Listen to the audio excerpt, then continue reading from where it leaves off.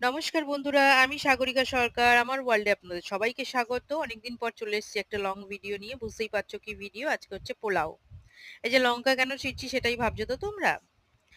লঙ্কাটা ছিঁড়ছি পোলাও তো দেওয়ার জন্য, ঘরে লঙ্কা নেই। তাই রান্না করতে করতে দৌড়ে গিয়ে দুটো লঙ্কা তুলে আনলাম। গাছগুলো বসালে এটাই সুবিধা, তাই না? সবারই কিচেন গার্ডেন যাকে বলা হয়, ঠিক সেরকমই।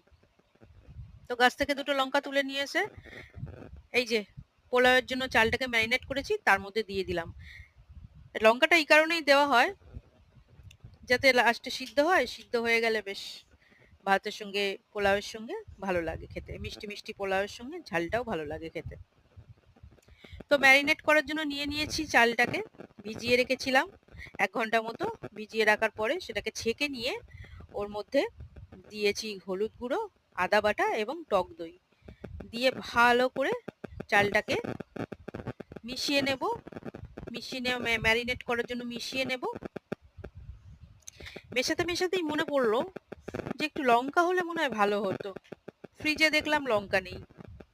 তো কি করি ভাবছি, ভাবতে ভাবতে মনে হলো যাই গাছে দেখি লঙ্কা হয়েছে কি। যেই ভাবা সেই কাজ, দৌড়ালাম। দৌড়ে দৌড়াচ্ছি আমি গাছে লঙ্কা দেখার জন্য। দৌড়ে ফটফট করে গিয়ে দেখলাম গাছে লঙ্কা হয়েছে কি। এই যে দেখলাম সত্যি গাছে লঙ্কা হয়ে আছে। তুলে নিলাম দুটো ফটফট করে লঙ্কা। গাছগুলো ছোট, যাই হোক তবুও হয়েছে। অনেক গাছ বসিয়েছি, সেরকম কোনো ফল হয়নি, দু একটা লঙ্কা হয়েছে। বাড়িতে গার্ডেনিং করা এই সুবিধা, প্রয়োজন পড়লে ছট করে নিয়ে নেওয়া যায়। তো লঙ্কাগুলোকে ইউজ করে নিলাম। এবার হবে আমার পোলাওয়ের রান্না শুরু। ম্যারিনেট করা হয়ে গেছে 1/2 ঘন্টা। কাজু বাদাম গুলোকে সাদা তেলের মধ্যে ভালো করে ভেজে নিয়েছি। এবার তেজপাতা দিলাম তেলের মধ্যে, জিরে দিলাম। অনেকে পোলাওতে জিরে ইউজ করে না, কিন্তু জিরে দিলে গন্ধটা খুব ভালো লাগে, সেই জন্য আমি জিরেটা ইউজ করি।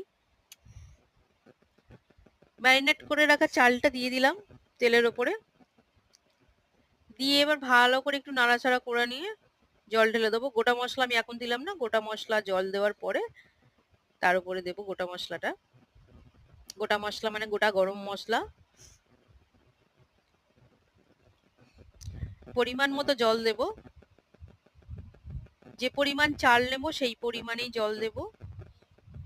এটা ফুটে গেলে নুন পরিমাণ মতো, এই যে গোটা গরম মশলাগুলো আমি দিয়ে দিলাম, কাজু বাদাম গুলো দিয়ে দিলাম,